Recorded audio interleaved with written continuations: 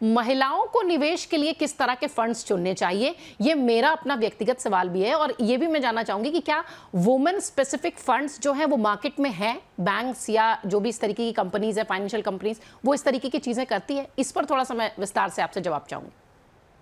तो प्रतीक्षा बिल्कुल है इन्वेस्टमेंट ऑप्शंस। सो वुमेन स्पेसिफिक नेम नहीं रहेंगे, बट मैं इसमें ये कहना चाहूंगी कि क्या एक वुमेन को इन्वेस्ट करना चाहिए, बिल्कुल करना चाहिए।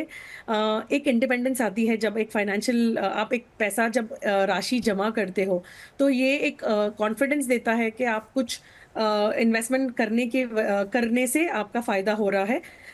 तीसरी चीज, लॉन्ग टर्म वुमेन को भी सोचना ज़रूरी है। एंड हिस्टोरिकल डेटा सेज कि हम एक लेडीज़ की उम्र ज़्यादा होती है एक जेंट्स से। Women tend to outlive men, right? तो उस पॉइंट ऑफ टाइम, उस एंगल को ध्यान में रखते हुए हमें ये भी ध्यान में रखना है कि we will require more money even if your husband is not there, even if you were dependent on somebody. आप अपना बैकअप क्रिएट कीजिए। तो एक बहुत ब्रिलियंट कैटेगरी है रिटायरमेंट फंड्स। जैसे हमने चिल्ड्रन फंड देखे, वैसे रिटायरमेंट फंड की कैटेगरी है। आप इसमें बिल्कुल देख सकते हैं निवेश करने के लिए। आपको इसको ऐसा सोचना है कि जब मैं 60 साल की हो जाऊँगी, ये मेरा पेंशन फंड बनेगा। तो जब भी हमें काफ़ी निवेशक पूछते हैं कि कोई पेंशन फंड बताओ, कोई पेंशन फंड बताओ, तो आप जब पेंशन फंड में निवेश करते हो तो 20-25 साल इन्वेस्ट करोगे। एक लाइफ इंश्योरेंस पॉलिसी खरीदे तो आपको उसमें बीच में ब्रेक नहीं मिल सकता है, आपको मिस नहीं करना है अपना लाइफ इंश्योरेंस प्रीमियम, तो उससे आपको दिक्कत भी आ सकती है फ्यूचर में, अगर कैश फ्लो कम हो गया या रुक गया। इससे अच्छा आप म्यूचुअल फंड में इन्वेस्ट कीजिए। रिटायरमेंट फंड्स करके कैटेगरी है। उससे फ़ायदा होगा कि आपके बुढ़ापे का सहारा आप खुद क्रिएट कर रहे हो। आप अगर अपनी गर्ल्स ट्रिप पे जाना चाहते हो तो वो भी आपको उससे भी फ़ायदा होगा। आप अगर बुढ़ापे पे वो पैसा यूज़ कर रहे हो, तो आप अपने पिलग्रिम्स भी प्लान कर सकते हो।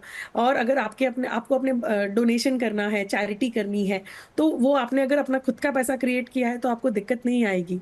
हम्म। एंड मेडिकल कॉस्ट भी बहुत हायर हो रहा है, तो हमें वो प्रोविज़न एज़ अ वुमन भी करना ज़रूरी है। भले छोटा निवेश शुरू कीजिए, लॉक इन में रहेगा तो आप उसको हाथ नहीं लगाएँगे। वो भी एक इमोशनल रहेगा कि ये मेरा रिटायरमेंट का पैसा है। हम्म। तो महिलाओं के लिए खास तौर से निशा जी जैसा कि बता रही हैं कि उन्हें अपने बारे में बहुत ज़्यादा सोचने की ज़रूरत है।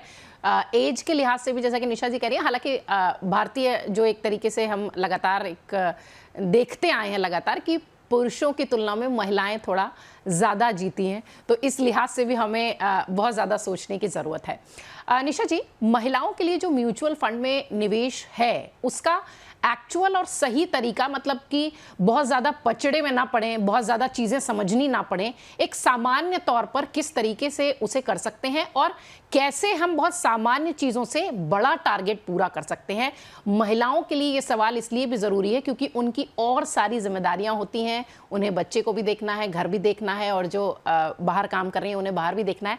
तो वो किस तरीके से बहुत क्विक उसमें चीज़ें समझ पाएं जिसका कि उनको आउटकम अच्छा मिले। Okay, brilliant question. सो हम सबको as a woman, right, ornaments बहुत पसंद है, गोल्ड, राइट? और हम क्या करते हैं, अक्षय तृतीया है सोना खरीदो, धनतेरस है सोना खरीदो, दशहरा है सोना खरीदो। हम वो छोटे छोटे कॉइन खरीदते हैं या जो भी हमसे बन पाए हम वो लेते हैं, और हमारे तिजोरी में रख लेते हैं। हम्म। अब वो बढ़ता, कॉस्ट में बढ़ता है, लेकिन ना ही वो डिविडेंड देता है, ना ही वो इंटरेस्ट देता है।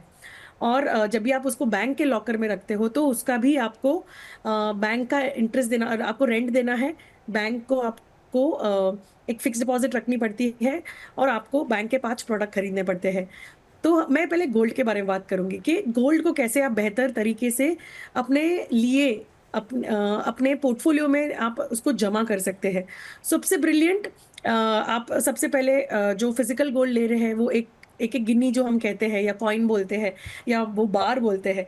तो जब भी आप ये कर रहे हो तो फिजिकल लेना बंद कीजिए, क्योंकि जब भी आप लेते हो तभी आप मेकिंग एंड जीएसटी देते हो। बिल्कुल। और जब भी आप उसको बेचते हो और सामने कुछ और खरीदते हो तभी भी आप making and GST, even coin पे मेकिंग एंड जीएसटी लगता है।